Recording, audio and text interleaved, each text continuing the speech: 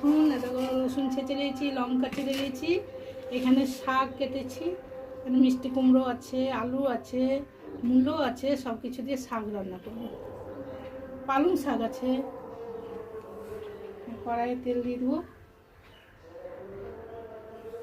বোথার শাক আছে, 2 রকমের শাক আছে এখানে। আমি রসুন কাঁচা লঙ্কাটা দিয়ে দেবো।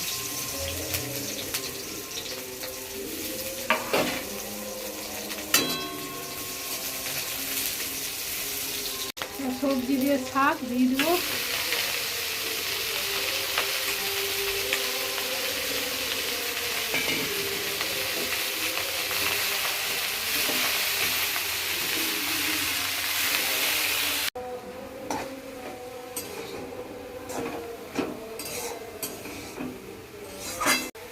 হলুদ দেবো, স্বাদ মতো লবণ দেবো।